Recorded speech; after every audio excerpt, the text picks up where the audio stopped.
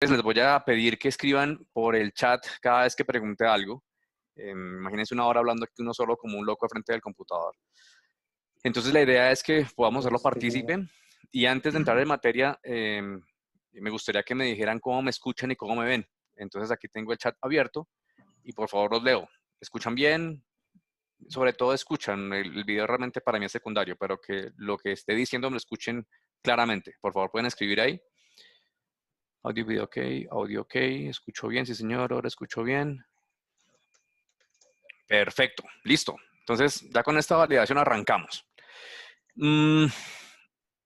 Gracias a la participación que me está dando Ceci, la posibilidad de compartir con ustedes, lo que les voy a presentar en estos minutos, van a ser 40 minutos, va a ser el planteamiento de cómo suministrar, cómo manejar la cadena de suministro en estos momentos tan complicados. En este contenido básicamente lo que trata es de presentar una alternativa, una manera distinta de aproximarse a la cadena de suministros, pero que en este momento creo yo que es no solamente una posibilidad, sino algo no mandatorio, tampoco es obligatorio, pero sí que puede ayudar muchísimo a los momentos de incertidumbre que estamos viviendo. Entonces, básicamente, el contenido está construido con dos elementos fundamentales. Uno, con la experiencia de 20 años en logística que tengo. Trabajé en IAC cuando manejaba códigos de barras y mejores prácticas de comunicación, y todo este cuento, a lo que hoy en día es lógica y bueno, lo que creció después. Y también otro elemento que es lo que está contenido como la dirección de la solución, es mi experiencia al trabajar con el doctor Goldratt. Me gustaría que alguno pudiera escribir también en el chat si han escuchado algo de Goldratt, han leído la meta o la teoría de restricciones para saber, perfecto, la meta, para saber si hay elementos que puedo profundizar o si, excelente, en pero no es suficiente. Esa es la segunda parte de la meta. Lo leí, la meta, ok.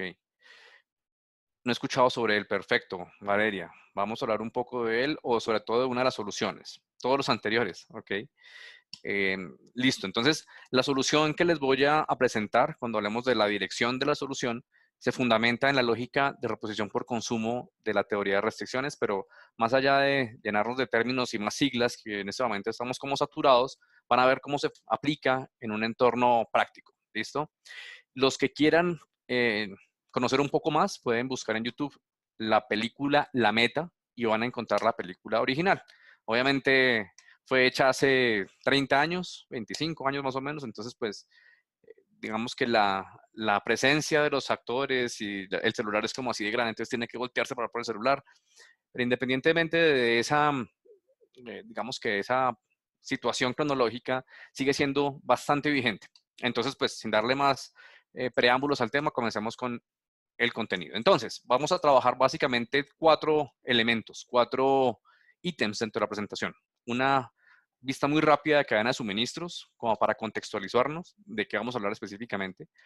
Datos actuales que tienen que ver, pues es una condición, no hay que ser ajenos al tema, el COVID-19 y una forma que nos está llevando a una mecánica distinta de ver la vida, de conectarnos, de pensar, de operar, y sobre todo tener en cuenta que eso es algo temporal. Yo creo firmemente que así como hemos tenido muchas otras pandemias en la historia de la humanidad, desde los griegos documentado hasta hoy en día, esta pandemia también va a pasar. Y debemos salir fortalecidos y sobre todo con una mentalidad distinta. Tal vez era lo que faltaba para que tuviéramos un tema de conciencia distinto frente a lo que estaban exigiendo unas fuerzas externas de la tierra, la naturaleza, el mismo mercado, y que pues es una oportunidad para ver alternativas. El tercer elemento es la dirección de la solución propuesta y el cuarto son las conclusiones.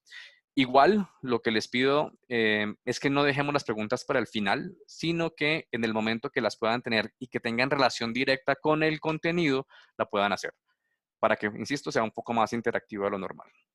Bien, comenzamos con el primer punto. La cadena de suministro es un modelo tradicional basado en una organización voluntaria que se llama SCORE. Eh, Principalmente lo que muestra este modelo es que cualquier cadena de suministro se comporta de la forma genérica que esté presentada. Hay una entidad que regula la planeación, a quién le vamos a vender, qué le vamos a vender y me devuelvo a mirar el suministro y ya entro en la parte operativa. toda la parte del sourcing o de las compras. Después se lo llevo al siguiente eslabón productivo, que es la parte de make, claridad en esto. No necesariamente make es manufactura, yo también puedo tener un tema de acondicionamiento, los que son distribuidores o retailers. Y más adelante pasamos al despacho. ¿Qué quiere decir esto? Que yo tengo que tener una planeación transversal, unas compras que alimentan la cadena de valor de suministro y el despacho, que es el que llega al consumidor final. Goldratt, el creador de TOC, llamaba o decía que hasta que el último eslabón no hubiera comprado, nadie en realidad había vendido en la cadena de suministro. ¿Qué quiere decir esto? Que yo puedo tener estas entidades operando de una manera aislada.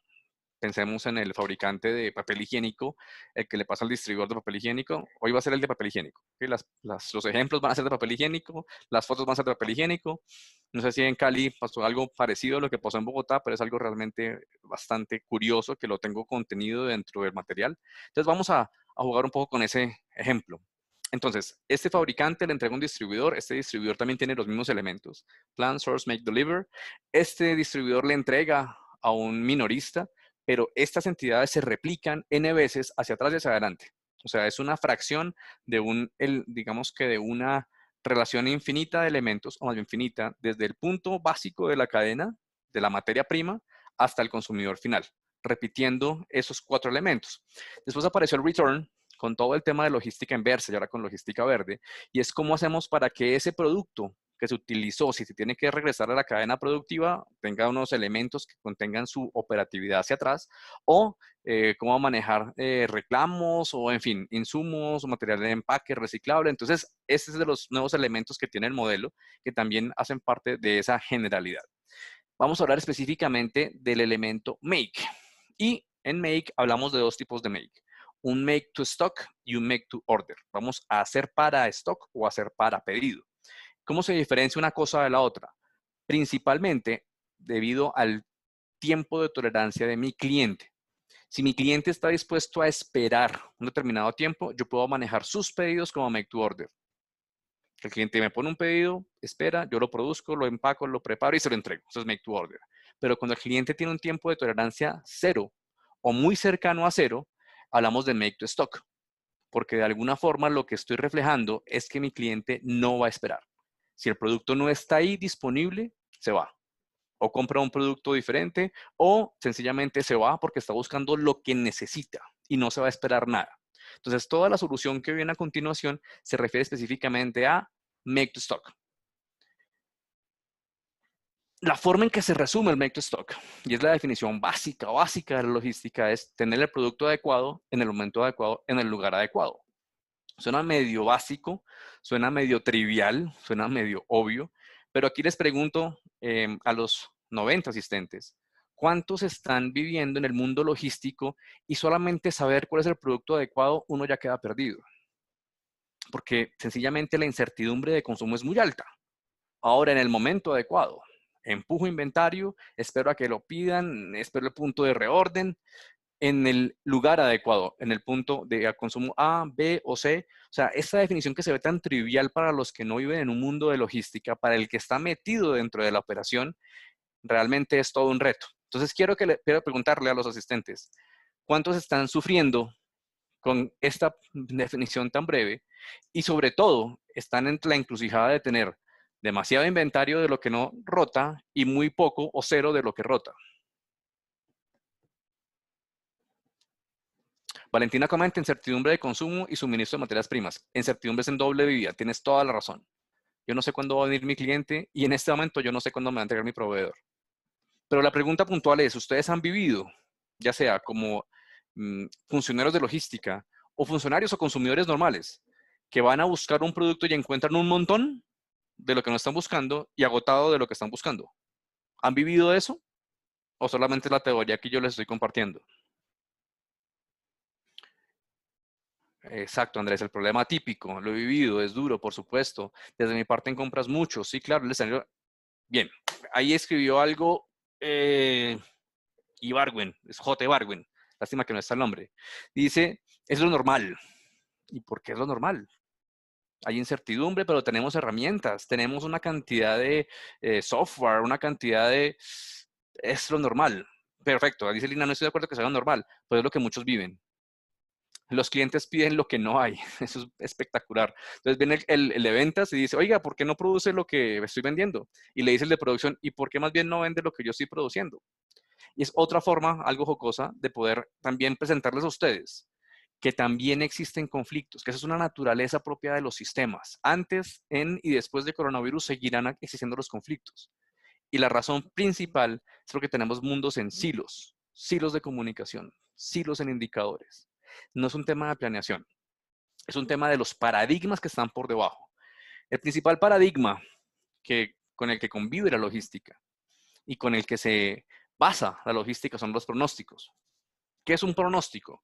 Es la información histórica, la analizo y de alguna forma trato de proyectar un consumo. Ese es un resumen muy breve de lo que es un pronóstico. Eso se ve afectado mucho más cuando hacemos presupuestos, que aparte del número y el algoritmo matemático, viene alguien, le pone emoción y dice, no, yo voy a vender el 10% más. Y a final de año hay muchas entidades que están rompiéndose la cabeza para hacer los presupuestos. ¿Cuánto van a vender? ¿Cuánto van a crecer? Pero en este momento, damas y caballeros que me están escuchando, todos los pronósticos, todos los algoritmos, todas las proyecciones quedaron sin piso. Nadie pronosticó el coronavirus. Bueno, digamos que nadie es una frase bastante fuerte. Por ahí un tal Bill Gates de una conferencia de TED diciendo lo que nos iba a pasar, que de alguna manera presentó que lo que nos iba a matar no era una bomba nuclear, sino son bacterias. Bueno, hoy en día hablamos de virus, pero la presentación de TED lo que hizo fue mostrarnos que tal vez no estábamos preparados para de alguna manera entender lo que se nos venía con las enfermedades y las pandemias. Entonces, ¿por qué digamos que entro por acá? Porque esa herramienta, esa, ese paradigma válido aceptado como el pronóstico, hoy en día pierde peso. Estábamos viendo una cantidad de fenómenos que no sabemos y que no estaban contemplados dentro del modelo. La mayoría de comercio está cerrado, la mayoría de fuentes de suministro son inciertas, no solamente porque estén en China o en Oriente, sino que no sabemos en qué momento se van a reactivar y tampoco sabemos en qué precio van a dejar las cosas. O sea, la incertidumbre es por todo lado. Otra hablaba que hay tres elementos que gobiernan cualquier sistema: incertidumbre, complejidad y conflictos. Hoy más que nunca se ve el tema de la incertidumbre que nos pesa y nos azota permanentemente. Entonces, ¿qué hacemos? ¿Cómo podemos tratar de vivir y coexistir con el tema, no solamente del coronavirus, de la incertidumbre? Y dentro de la solución se aproxima un poco esa dirección. Entonces, sigamos con el contenido. Gracias por los comentarios que están colocando ahí. No hay preguntas, hay más como unas sugerencias del flujo de transporte, de la integración, válido, todos son elementos válidos. Y vamos a ver un poquito más cómo deberíamos analizar lo que está pasando hoy en día y cómo podemos prepararnos para la reactivación. Porque, insisto, esto es temporal.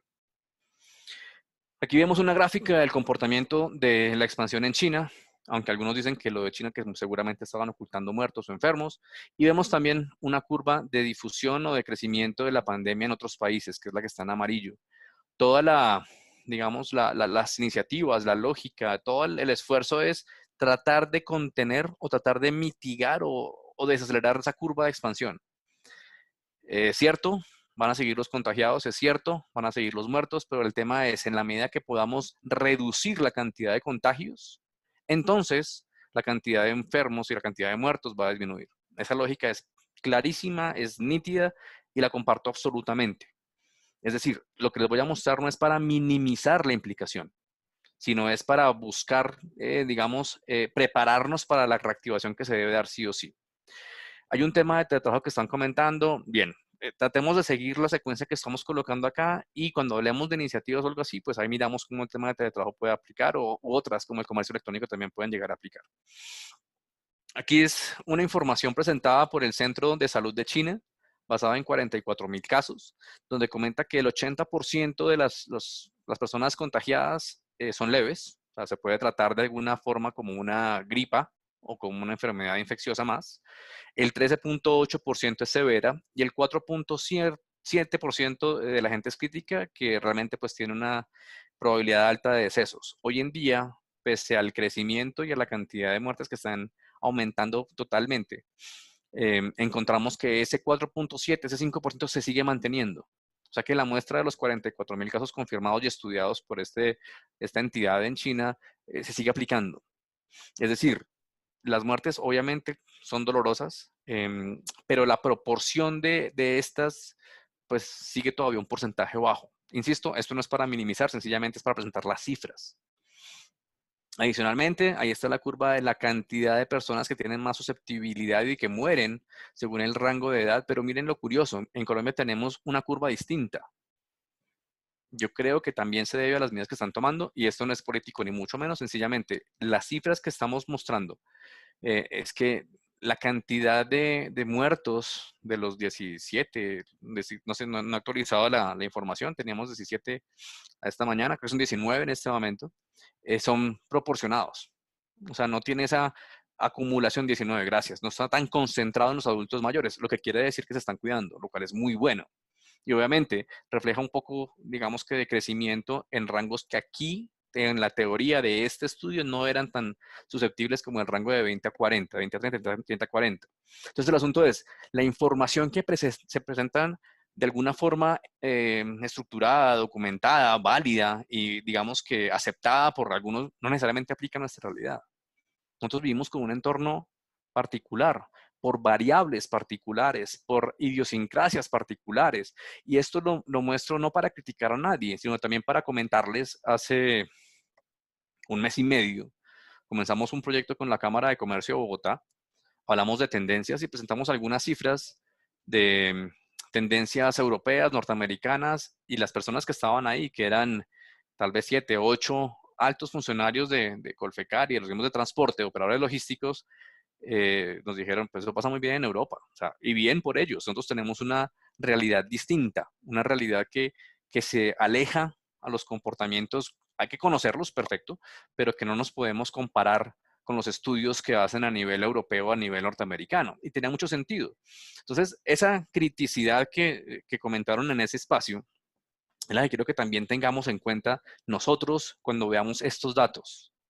La expansión de Italia, de Francia, de Estados Unidos, las proyecciones, todo está basado en variables que pueden ser muy diferentes de esos países a nosotros. Nosotros llevamos ya varias semanas en el, digamos que el confinamiento o en el aislamiento. Hasta la semana pasada había gente en las playas de Miami disfrutando la vida porque era una gripa más. Hoy en día estamos llegando a un número, creo que son 200.000 infectados en Estados Unidos, que pues ojalá que se pueda contener la curva, pero nuestra realidad es distinta. O sea, no nos podemos proyectar ni como Italia, ni como España, ni como Estados Unidos. Insisto, no es minimizar, sencillamente es ver que cada número tiene detrás una variable. Buen punto, insisto, hay una variabilidad y una cantidad de elementos que hay que considerar. ¿Qué les presento? Este gráfico de control lo manejamos en la empresa con base en la información diaria para mirar algunas variables. No me voy a tener aquí mucho, sencillamente es que vean el comportamiento que sí, se está pegando una disparada, pues, obviamente por la pandemia. O sea, la transmisión sigue aumentando, pero no está teniendo el crecimiento exponencial que aparece en otras curvas. Aquí estamos graficando el comportamiento de Bogotá, no solamente por ser bogotanos, sino porque es la ciudad con mayor densidad de población. Entonces, la transmisión puede ser mucho mayor acá en Bogotá que en otras ciudades. No sé si ustedes han visto noticias de Soacha, el terminal de Transmilenio, la cantidad de gente que tiene que seguir trabajando. Entonces, la posibilidad de contagio es muy alta. Y la tendencia de Bogotá se mantiene con una participación relativamente, digamos que no controlada, pero no con una curva exponencial. O sea, yo creo que las medidas que están tomando le apuntan a que podamos, si no eliminar, por lo menos sí tratar de contener lo más posible la expansión del virus. Es cierto, totalmente de acuerdo, Sebastián, estamos viendo información que está en lotes, no es en tiempo real. Nada, nada, nada, nada, 100. Nada, nada, nada, nada, 115. Entonces sí, estamos viendo lotes de información. Ojalá que sea la más verídica posible, pero estamos viendo información en tiempo no real. Estamos completamente de acuerdo. De acuerdo. Lo que les quiero mostrar con esto es que cualquier sistema, cualquier empresa, tiene datos. Lo importante es analizar los datos, crear conocimiento y de ahí tomar acción. En este momento, nosotros estamos viviendo una coyuntura en la economía mundial, pero mi plegaria ante las personas que me escuchan, con los que he hablado con FENALCO, con la Cámara de Comercio, es, por favor, debemos empezar a reactivar la economía. Y no quiere decir que ignoremos las medidas de contención, ni mucho menos, sino que para darle la continuidad a operaciones desde la casa, por ejemplo, necesitamos también reactivar las papelerías. Necesitamos también reactivar elementos que sean necesarios para poder empezar a operar de una forma remota, sí, distinta, pero que no solamente sea el acceso a la comida. Porque si queremos mantener, yo tengo que seguirme vistiendo. Y también consumo zapatos. Y también me corto el pelo. O sea, los servicios de alguna forma tienen que empezar a crecer. Excelente, buen punto, Aura Patricia, frente al crecimiento omnicanal. Eso me gustaría trabajar en un evento distinto, que es el de retail. En este webinar no alcanzamos a cubrirlo. De hecho, estamos hablando con la universidad para poder incluir más webinars. Y al final, pues, podemos mencionar algunos temas para que ustedes, los que están aquí conectados, nos den su feedback de cuáles temas pueden ser más llamativos o no.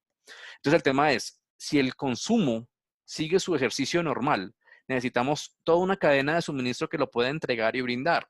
Y si se entrega ese bien o servicio, el mundo sigue operando. Si no se entrega ese producto o ese servicio, se genera pánico, lo cual genera acumulación y por lo tanto más pánico. Es un loop negativo. Entonces, no, de acuerdo, o sea, insisto, esto no es ignorando las cifras ni el tema de la salud. El tema es, nos tenemos que seguir cuidando y yo no estoy diciendo ni mucho menos, y además yo soy un granito de arena en un mar de gente experta en el asunto, es nosotros si queremos darle continuidad a una forma distinta de operar como lo estamos haciendo y que muy seguramente se va a extender, necesitamos reactivar algunos elementos diferentes a la comida para mantener esa operatividad. ¿Listo? Eso es todo mi argumento. Bien, entonces, hablando con Andrés López, profesor de pregrado y posgrado de la Universidad de ICESI, me compartió un par de artículos muy interesantes que traigo solamente 2 slides que lo resumen lo que yo consideré aplicado. Este es un informe de Deloitte, la firma consultora monstruo a nivel mundial, y dice qué acciones, bueno, y la fuente aquí está, es Managing Supply Chain Risk and Disruption, hablando de COVID-19. Y habla de 10 puntos de la gente que consume productos a materia prima, o sea, productos terminados desde China, o de algunos orígenes afectados. De acuerdo, R. Ospina. Las compras tienen que reactivarse. De los 10 elementos que comenta ese documento, voy a leerlo rápidamente. Es mejorar el enfoque de la fuerza laboral, planificación laboral, centrarse en el riesgo del proveedor nivel 1, es decir, el que esté anterior, cuál es específicamente su disponibilidad, su producción, su sistema productivo. El tercero es ilumine la red de suministros extendida. Generalmente uno ve a su proveedor, pero casi nunca ve al proveedor del proveedor. Eso también lo podemos trabajar en otro espacio, en otro webinar. Comprender y activar fuentes alternativas de suministro. Eso me parece súper valioso. Cuando el suministro se centra solamente en China y en Oriente y básicamente basado en costos, aquí también hago una pausa para decir, los paradigmas logísticos, ya dije uno que son los pronósticos, el otro paradigma son los costos basados en, digamos que en la asignación que se le da a cada producto, el costo unitario, pero se ve reflejado en costos logísticos, el almacenamiento, el transporte, una cantidad de elementos que se desprenden de la parte de costos. Hoy en día, ¿dónde queda la parte de costos? En un segundo plano. ¿Qué es lo más importante? La disponibilidad. Entonces, la función de la cadena de suministros desde su origen militar, hace, no sé, a mediados del siglo XX, la logística nace en el mundo militar. Hablaba de la disponibilidad de productos en las grandes campañas. De hecho, hay narraciones que dicen que se perdieron guerras mundiales por el tema de la logística, porque estaban muy lejos y no le alcanzaba a llegar la alimentación a la tropa. Entonces, el origen de la logística como concepto universal, que después fue adquirido por las empresas, fue la disponibilidad de productos, la disponibilidad de materias primas, materia en proceso, de la disponibilidad. Pero empezó a competir con el asunto del costo. Y yo tuve, digamos que eso es un caso de la vida real, un estudiante en la maestría de operaciones en ICESI, maestría industrial en ICESI, me decía, profesor, yo lo entiendo. Tengo clientes que necesitan mi producto. Yo lo tengo disponible, pero no se lo puedo despachar. No voy a decir la empresa, obviamente, pero le pregunté, ¿y por qué no lo despachas? Porque el flete no me da. ¿Qué quiere decir el flete no me da?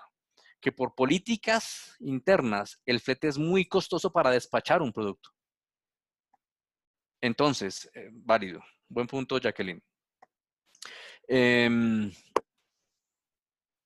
A pesar de que yo tenga el producto disponible y mi cliente lo esté pidiendo, hay una política que dice, si el costo es tanto y el flete es tanto, entonces no despache. Ok, solamente para que piensen, compañías como Sara despachan o despachaban antes de todo esto 2 veces a la semana, aéreo, desde España a Colombia. ¿Será que pensaban en costos? ¿O será que pensaban en toda una red de distribución distinta que garantizara la disponibilidad? Y comento lo de Sara porque es uno de los ejemplos más grandes de cómo tener una cadena de suministros global y que se aleja, por lo menos en el último eslabón, en el costo. Porque lo que quieren es disponibilidad al máximo. Entonces, para allá va el tema. Actualizar la política de inventario y parámetros de planificación. Ahí vamos a entrar fuertemente. Mejorar la visibilidad de materiales entrantes. También vamos a hablar de eso. Prepararse para el cierre de plantas. Eso es algo muy importante. Centrarse en la agilidad de la programación de producción. Súper importante. Evaluar opciones alternativas de logística de salida y asegurar capacidad. ¿Cómo puedo hacer para llegarle a mi cliente? Y realizar una planificación global de escenarios. Esto es lo que dice el estudio de Deloitte. Hay algunos que, digamos, comparto y que vamos a ver en los próximos minutos. Voy a empezar a acelerar y le agradezco al que esté rayando que por favor no raye la presentación. Gracias. Y hay otro elemento que les quiero compartir y es este estudio de Harvard Business Review que habla de coronavirus plus business. Y hay 2 elementos que me gustaron mucho. Es rediseñar con segundas fuentes. Cuando mi proveedor es incierto, ¿qué hago? Y rediseño para compras localmente. Yo creo que esta es una oportunidad para voltear los ojos nuevamente a nuestra región. Nuestra región me refiero a Colombia o a vecinos. No en este momento, no es, ay, no, pero Ecuador, no, pero Perú, no. Listo, insisto, esto va a pasar. Y cuando esto pase, es mejor tener un riesgo de 1 o 2 semanas de transporte, o digamos que aquí localmente, Colombia, a tener que depender de 8 semanas en un contenedor que no sabemos qué va a pasar. Hay otro webinar que vamos a revisar que es el manejo de proveedores, para que también lo tengamos de alguna forma vigente y cuando les pregunte, pues también lo puedan contemplar.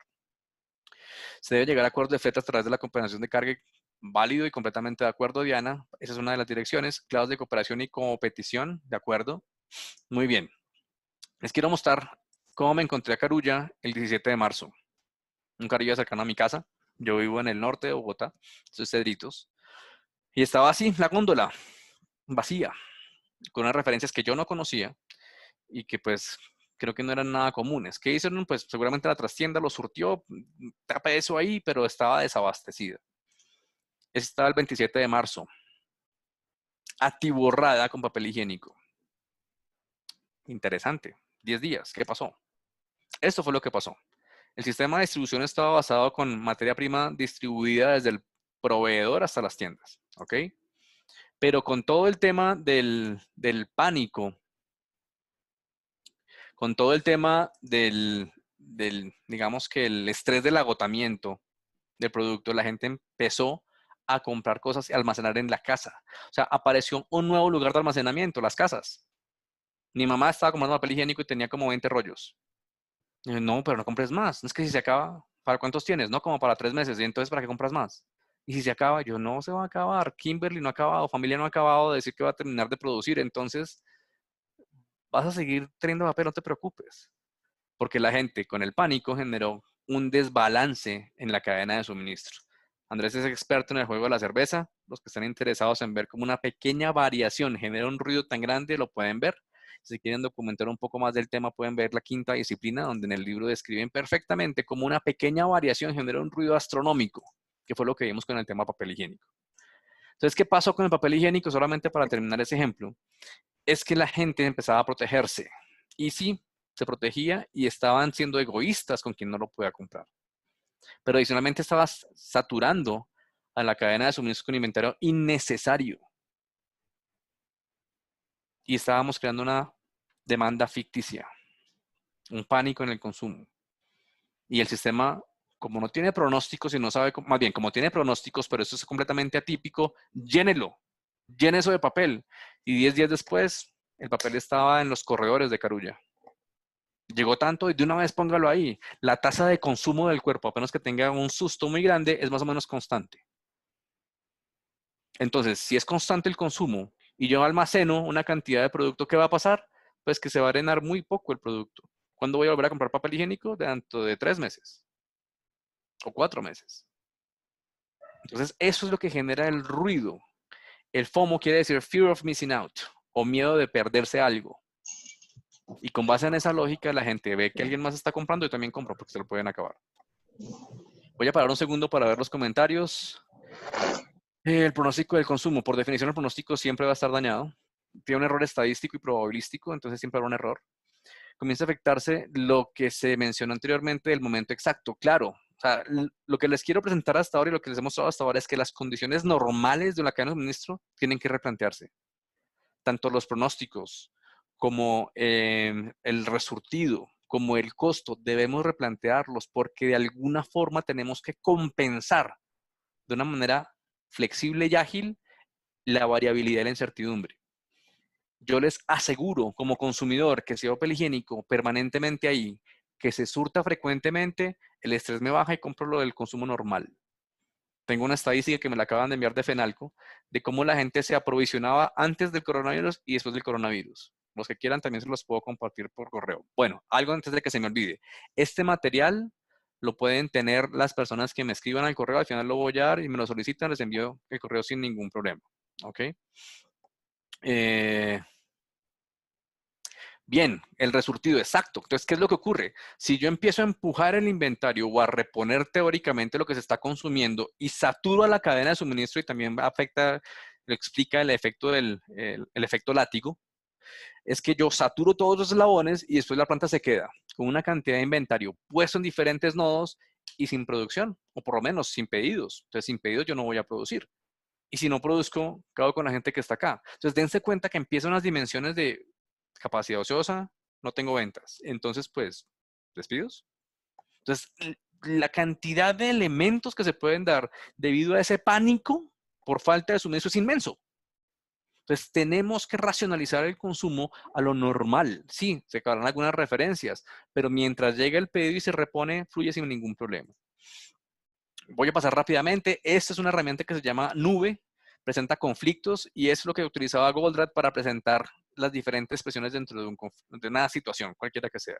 El sistema debe ser rentable, por lo tanto, proteger las ventas y para protegerlas debo tener más inventario. Eso es lo que pide el área comercial. Pero también debo ser rentable, debo controlar costos y debo tener menos inventario. Lo que está en azul son los supuestos, los paradigmas. Entonces, de alguna forma, lo que yo hago es invalidar un paradigma para buscar una solución. Vamos a invalidar el primero. El tiempo de reposición es largo. Esta es una curva normal de inventarios. La principal porción del tiempo de reposición es el tiempo del pedido. La sugerencia que se propone es que ese tiempo del pedido sea en la cantidad más pequeña posible, es decir, diario. Si yo le informo mi consumo diario a mi proveedor, él decide en qué momento puede tener una cantidad suficiente para despachar. Es decir, pedido diario no es surtido diario, sino surtido frecuente.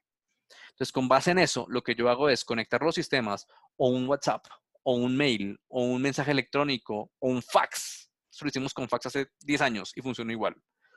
Si yo le informo el consumo diario del producto, el proveedor repone con base en el consumo. Es decir, y para los que sean amantes de los números, pasamos de una situación y de un modelo probabilístico a un modelo determinístico. Aquí no vamos a tener la probabilidad de consumo con una proyección, sino que vamos a tener la certeza de consumo con base en la realidad. Esa es la diferencia fundamental de este modelo que es 100% pool con base en consumo. Yo consumí eso, lo repongo. Entonces mi certidumbre crece porque yo no estoy preveyendo cuánto se va a vender en un futuro, en una semana, en un mes. Lo que yo hago es mirar el horizonte cercano y reponerlo. Por eso es una reposición por consumo. Sí, hay que tener en cuenta la capacidad, pero les aseguro que con los modelos normales aplica perfectamente. Cualquier tipo de empresa, industria, sí, lo hemos trabajado con la industria más complicada y la cadena de suministro más compleja, que es la textil, que tiene una cantidad inmensa de referencias y que cada referencia se parte por curva, por tamaño y por talla.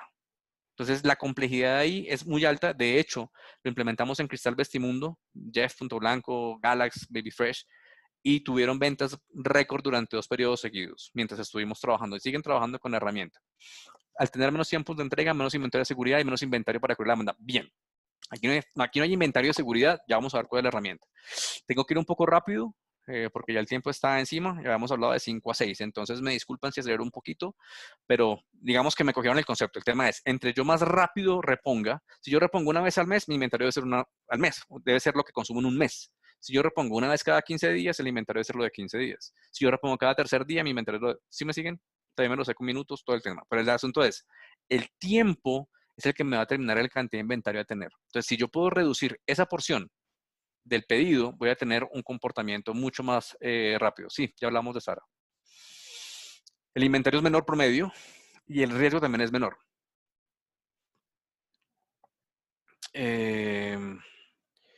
Bien. ¿Qué pasa cuando yo tengo los sistemas mapeados? Aquí hablamos un poquito del nivel de inventario. El nivel de inventario se calcula con base en el máximo consumo dentro del tiempo de reposición. Aquí viene el mes o los 15 días. Yo no quiero protegerme en el promedio. Yo quiero proteger el máximo consumo. ¿Para qué? Para garantizar la disponibilidad. Entonces, lo que yo hago es, asumamos por un segundo que voy a consumir cada 15 días. Andrés, me acaba de desconcentrar. Esta solución de TOC es el papá de Demand Driven.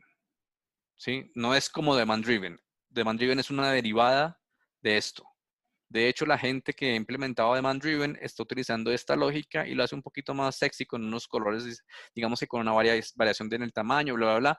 Pero sí, ese es el origen de Demand Driven. Perdón para los que venían con el flujo. Entonces, yo calculo el máximo consumo dentro del tiempo de reposición y lo dejo como nivel objetivo. Ese nivel objetivo lo parto en 3 franjas iguales, exactamente iguales. Eso es TOC. Demand Driven lo parto de una forma distinta. Lo que esté por encima del nivel de consumo es exceso. Y lo que esté por debajo del mínimo posible, que es la unidad mínima, es un agotado. Entonces, ¿cómo fluye el sistema? Básicamente, en la medida en que yo puedo, en la medida que consumo, generar órdenes. Y esa orden va tomando el color de lo que está en sitio. Entonces, retomando el caso, estamos otra vez con el papel higiénico. ¿Cuál debe ser mi objetivo, mi nivel inventario? Si el máximo inventario en el periodo de reposición. Y eso es lo que yo debo reponer. Se vendieron 3, repongo 3. Se vendieron 15, repongo 15. No más de 15, porque se genera lo que vimos en la foto. Entonces, cuando hay un consumo significativo, es decir, que la disponibilidad se pone en riesgo, decimos que está muy penetrado en la parte roja del inventario. Cuando está muy penetrado en el amortiguador, en la zona roja, el algoritmo sugiere un aumento de la tercera parte del amortiguador. Entonces, si yo tengo 15 como un nivel objetivo y el inventario está por debajo de 5 mucho tiempo, me dice, sabe que ya no tenga 15, tenga 20, le sumo la tercera parte. Y con ese 20, yo resurto el inventario y estoy monitoreando cuánto está en la parte de arriba, verde, en la parte en medio, amarilla, en la parte de abajo, roja. Cuando el inventario está mucho tiempo en la parte verde, el sistema, el algoritmo dice, está mucho tiempo en exceso, redúzcalo. Y por eso la gráfica que están viendo en este momento es que está ajustando el amortiguador para arriba y para abajo en el tiempo.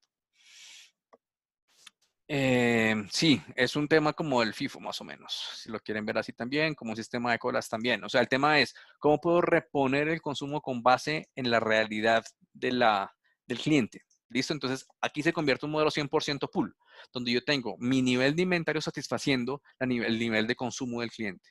Y eso lo puedo hacer en cada nodo de la cadena. Entonces, yo puedo colocar amortiguadores en las tiendas, en los centros de distribución, en las bodegas, en mi materia prima, y así fue como mapeamos Cristal Vestimundo, colocando cada referencia en cada ubicación con un nivel de inventario en 3 colores. Entonces, cuando se le hacía un pedido al fabricante de tela o de rajes, él sabía que si estaba rojo en el punto de venta era su máxima prioridad. Los demás pedidos, verde, amarillo, podías secuenciarlos en la cola. Pero este, que estaba rojo a punto de llegar a negro, todo el mundo le iba a abrir espacio para poder sacar ese pedido. y se alinea todo el sistema de distribución con base en la prioridad del cliente. Es decir, convertir un modelo 100% puro. No, Andrés, no son entregas diarias. No son entregas diarias, son entregas frecuentes. Les voy a contar rápidamente el caso de cables, que también lo implementamos. La persona que me preguntaba por el tipo de industria. El fabricante era nuestro cliente, Emco Cables se llama. El distribuidor de los cables vende metro, viene por el Kanban. Vende un metro, vende 10 metros de cable. Cuando el distribuidor tenía una cantidad muy pequeña en el carrete del cable, Emco Cables le despachaba un carrete completo. Entonces no son pedidos diarios, perdón, no son reposiciones diarias, son reposiciones frecuentes. En este caso, de un carrete. Consume un metro, 10 metros, 20 metros, 50 metros. Cuando llega a un nivel casi del mínimo del carrete, ¡pum!, se repone el carrete. Entonces, son pedidos diarios, resurtido frecuente, no diarios.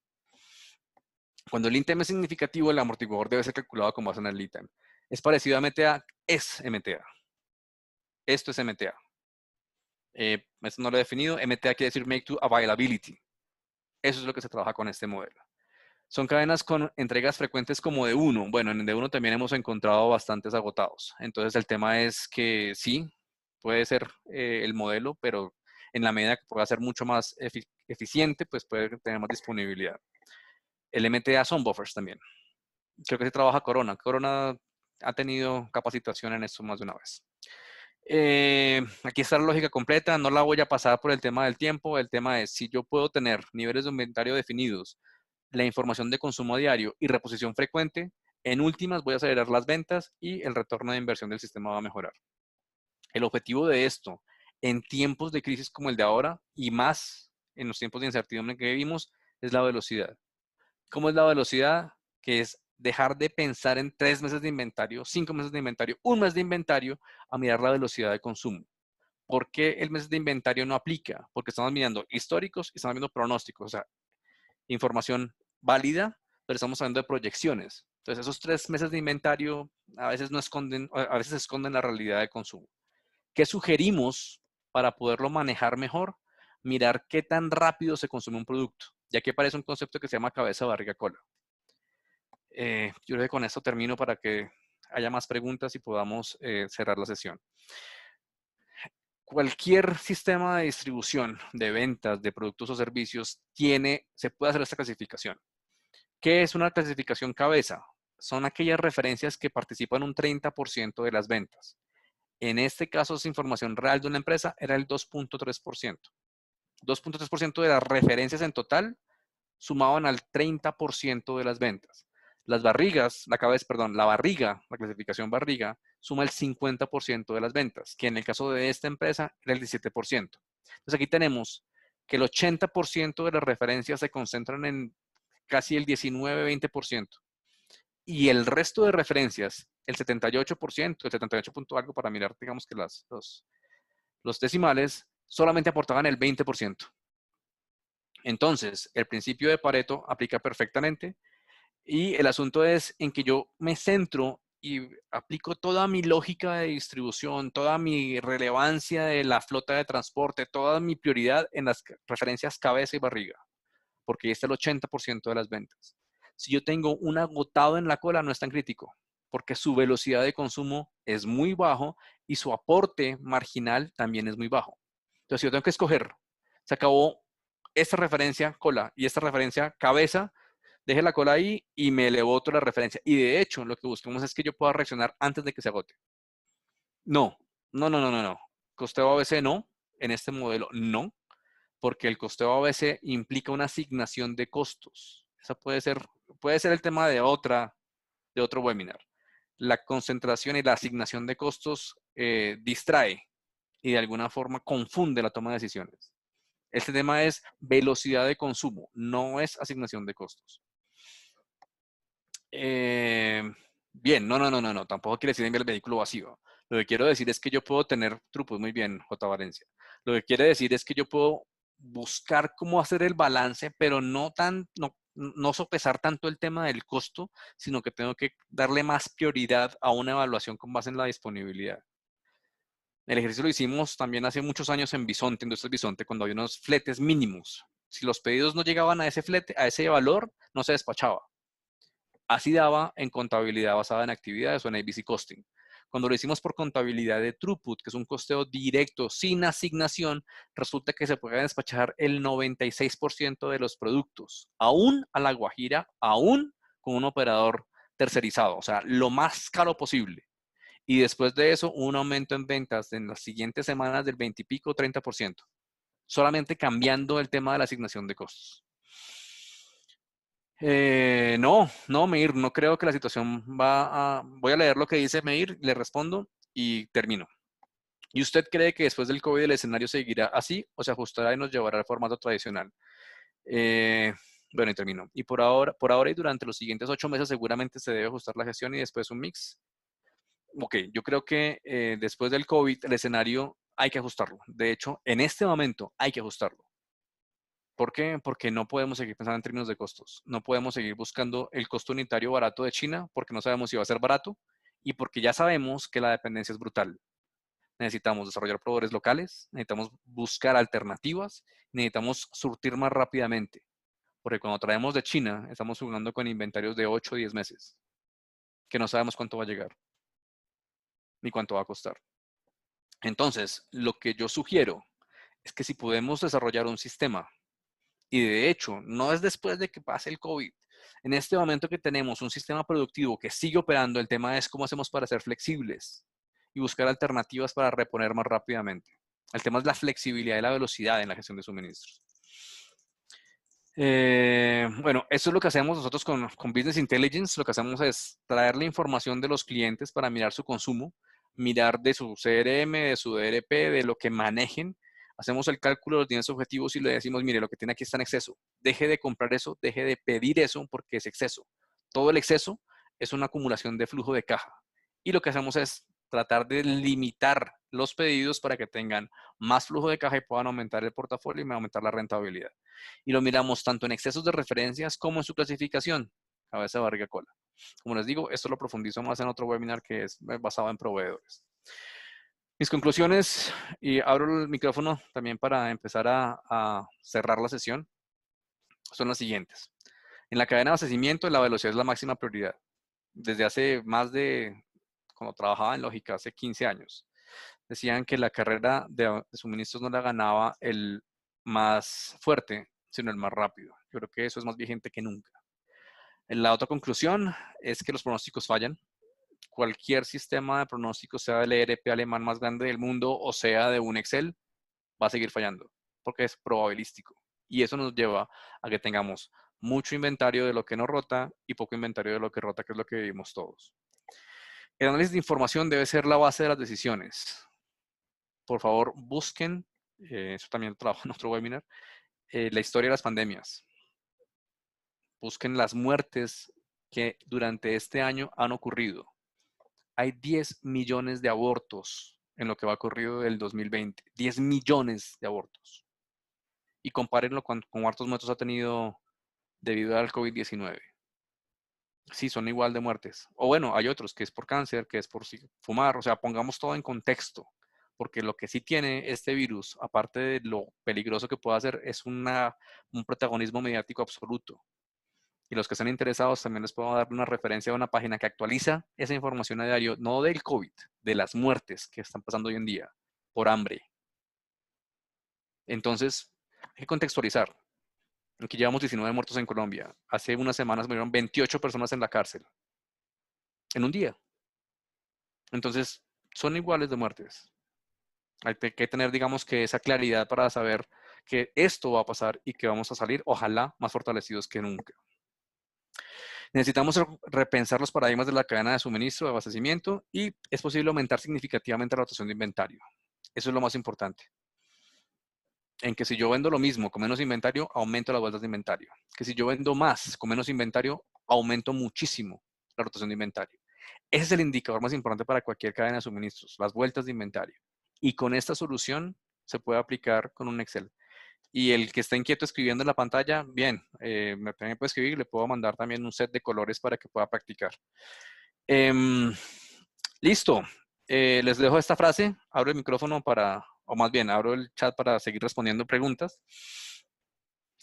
No son los más fuertes de las especies los que sobreviven y los más inteligentes, sobreviven los más flexibles y adaptables al cambio. Lo dijo Charles Darwin en el 62.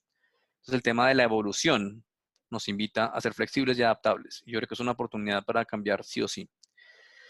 Muchas gracias por su atención. Eh, Aquí me pueden escribir para la presentación, para más bibliografía de Goldratt. Tal vez no lo dije, ¿o sí? Yo trabajé con él 5 años, entonces lo que les presento de TOC es de la fuente originaria del conocimiento. Entonces, cualquier información adicional de Goldratt, y aquí voy a hablar de los temas de los webinars que tengo también definidos. Tenemos un webinar de gestión de proveedores, tenemos un webinar de gestión de retail bajo estos principios, tenemos uno de continuidad operacional en momentos de crisis y de transformación, y los típicos de TOC, que tienen que ser distribución, producción, proyectos, mercadeo, ventas, en fin. Ahí estamos trabajando también con ICESI para poderlos incluir dentro del tamaño de los webinars. Sí, yo creo que el que sigue puede ser lo más importante, el de proveedores. Entonces, pues, si quieren colocar ahí los temas para que los miremos más adelante. Aquí comentó, bueno, ahora sí, Rosana, si me escribes, te respondo. En este momento, ponerme a escribir tu correo me queda un poquito complicado, pero si me escriben, con mucho gusto. Preguntas del contenido, del material, espero que les haya interesado. Y si no fui claro en algún punto, o si quieren preguntarme algo, estoy aquí leyendo el chat en este momento. Con mucho gusto, Lina. Con mucho gusto, G511848. Más preguntas, comentarios. Si hablamos de un escenario en una compañía de servicios, ¡ay! Se me fue. Momento. De servicios y no de consumo masivo, ¿qué recomendación nos puede dar? Excelente pregunta, Gabriel. El tema de servicios es que también se puede medir el tiempo de respuesta. ¿Tiempo de respuesta qué quiere decir? Juan José, qué bueno verlo por acá, con mucho gusto. Así como yo tengo un inventario que responde a un lead time de 15 días, un mes, yo también puedo definir una política de servicio de atención a mis clientes y también lo puedo manejar con amortiguadores. Por ejemplo, desde que me llame un cliente y tenemos una experiencia muy cercana a una empresa que estamos trabajando en Centroamérica, o que estábamos, no sé, porque pasaron stand-by por todo el COVID. Decían, desde que nos llame un cliente, tenemos 24 horas para responderle y resolver el problema. 24 horas. Entonces, registraban la información en el CRM y empezaba el contador a contar las 24 horas. Si se respondía en las primeras 8 horas, se terminaba el caso en verde. En las siguientes 8 horas se terminaba el caso en amarillo y en las siguientes 8 horas terminaba el caso en rojo. Cuando la atención en el servicio era superior a las 24 horas, quedaba en negro. Y esto todo lo estamos haciendo con la lógica de flujo, de colores y otro webinar que se me olvidó mencionar, perdón, excelencia operacional, que está basado en el tiempo para garantizar el cumplimiento de mi servicio. Entonces también está ahí como uno de los posibles. Entonces, aquí me preguntó Gabriel eso. En servicios aplica también el concepto de flujo y de velocidad, también con amortiguadores, pero se mapea de una forma distinta, pero es la misma lógica. Gracias, profesor. Muchas gracias, muy interesante, muy bueno el material. Gracias, excelente. Muchas gracias. Y mis productos de desinfección, foco principal de sobreventa hoy, son todos importados y tienen un lead time de 2 meses. ¿Cómo puedo evitar el efecto látigo sea tan fuerte? Qué buena pregunta. ¿En base a qué números puedo planear el futuro? Es muy, muy interesante esta pregunta, Diana, porque ese es un consumo regular en este momento. Pero ¿hasta cuándo la gente va a seguirse llenando de tapabocas? No sabemos. Entonces, ¿qué te sugiero yo? Y eso lo podemos trabajar offline después para cerrar el seminario, es define un tamaño, digamos que de las últimas ventas de la última semana, o de lo que tengas registrado, o del último mes. Aunque si tú me dices que es de digamos que 2 meses el lead time, debes calcular el máximo consumo en los 2 meses, que muy seguramente son 15, 20 días, y con base en eso mirar existencias para tratar de reponer. ¿Qué te insistiría yo? Busca proveedores en la medida posible locales, que no tengan un tiempo de respuesta de 2 meses. Fábricas de Cali, fábricas de Bucaramanga, de Colombia, que te den respuesta en días. Sí, con lo que se pueda. Si son temas de tela se puede hacer, si son temas químicos también se puede hacer. Hay que buscar exactamente qué es, pero sería buscar eso, porque yo digamos que te puedo decir, en la medida que uno pueda diversificar, y eso tiene que ver con lo de Deloitte, las fuentes de suministro, o lo de Harvard, ya no me acuerdo cuál fue la fuente que dijo eso. Yo tengo una flexibilidad mayor que si busco todo en China que me toma 2 meses. ¿Listo? Entonces, ahí la dirección, Diana, es mirar, ojalá fuentes alternativas, ojalá proveedores locales. Y cualquier cosa, por qué nos podemos comunicar. Sistemas dice mil gracias, Natalia, mil gracias, gracias, profe. Estrategias para el desarrollo de pequeñas empresas como apalancamiento desde lo local, ¿qué sugieres? Eh, Aquí es todo un tema de emprendimiento. Lo que yo sugiero y desarrollé unos pasos muy sencillos es, ¿qué problema tiene tu cliente, Jacqueline? ¿Qué problema tiene? Partiendo de ahí, yo puedo desarrollar todo mi emprendimiento para que sea una solución a un problema. Hoy en día tenemos un problema en, no sé, tal cosa. Y ahí desprendes toda tu estrategia para tener un desarrollo de un emprendimiento que sea súper eficiente y súper valioso para las necesidades que tenga el cliente. No hoy, siempre. Si mis productos son de desinfección, eso ya lo respondí. Tengo proveedores con ítem de 5 meses, igual. Hay que buscar. Yo lo que haría antes de cancelarlos es validar si tienen disponibilidad todavía o no. Porque seguramente si son de 5 meses, son de Asia. Entonces es validar primero si van a garantizar el despacho. Y como no lo van a hacer, hay que negociar y empezar a buscar proveedores locales. ¿Cómo aplicar esta metodología específicamente a los perecederos? Ese es más fácil, porque el perecedero por su misma condición es un suministro más rápido. Es como la leche antes. El sistema lácteo es muy ágil porque antes la leche no era larga vida. Entonces la reposición era muy frecuente. Entonces en frutas y verduras es el mismo concepto. Amortiguadores, mirar niveles y suministro. Y pues digamos que no acumular porque eso puede dañar el producto. Webinar sobre transporte. Y eso no es un punto que esté contemplado dentro de los webinars, pero lo podemos explorar, pero no me comprometería. Si quisiera implementar presión frecuente, pero por restricciones de almacenamiento no tengo inventario de materiales suficientes para reaccionar rápidamente a la evolución de los pedidos que se puede hacer.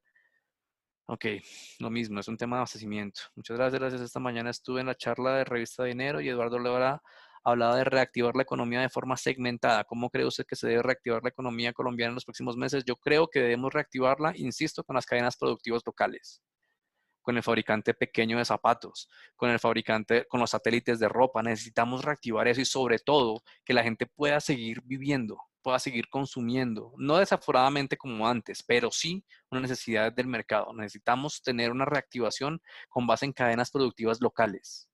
No de computadores, porque es que es difícil, no, pero aquí hay mano de obra, aquí hay conocimiento, aquí hay mucha materia prima. Es reactivarlo así. Así es como yo lo sugeriría hacer, Andrea. Uy, 24 mensajes, no puedo leerlos todos. Creo que Alexandra me quiere decir algo. Por Profe, favor, Héctor, deja de hablar. profe, no, tranquilo, pues tenemos 5, yo creo que 5 minutos más para Ok, resolver preguntas o, o yo no tengo problema, sino que veo que en la pantalla tengo 24 mensajes. eh, Entonces, pues si quieres, doy 5 minutos más y los demás, como les digo, me pueden escribir o miramos offline para no, pues para cumplir sobre todo, porque cuando uno le dicen de 5 a 6, pues uno a las 6 dice, bueno, ya, terminemos, ¿no?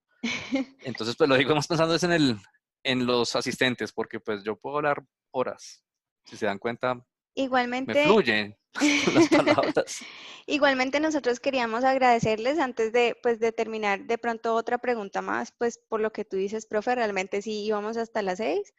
Ujú. Queríamos darle las gracias desde Mercado de Educación Continua de la Universidad ICESI. Saber que pueden contactarnos, profe, tienes la diapositiva de nuestros contactos, de nuestra información de contacto. Pero por supuesto. Bueno, nos pueden contactar al correo mercadoeducontinua@icesi.edu.co, al teléfono 555-2334. Las extensiones, si quieren hacer un diplomado, curso o seminario, son 8013, 8021 y 8014. Y si desean revisar algún programa empresarial, algo con su empresa, puede ser la extensión 8182. De nuevo, muchas gracias, profe, a usted muchas gracias. Muy relevante en este momento, pues este webinar. Y bueno, ¿será que un espacio para una pregunta más? Tú me dirás. Sí, sobre todo lo que pueda responder, porque por ejemplo en el caso de negociar con proveedores el precio de impacto de la TRM, ahí se sale de mi alcance. O sea, el tema es que estamos en condiciones atípicas. Entonces creo que tenemos que usar recursos atípicos para negociar y para poder tomar algún tipo de acción que sea relevante. Si yo realizo la proyección del Rolling Forecast en diferentes escenarios, uno de ellos es a corto plazo a 3 meses, por ende el forecast que se proyecta a 3 meses versus el real que tenemos hoy es muy negativo. ¿Qué recomendación me darías para la gerencia general en respecto a KPIs, Forecast Accuracy y MAPE? Mi recomendación, mi estimado Gabriel, es dejar de, o sea, replantear los KPIs.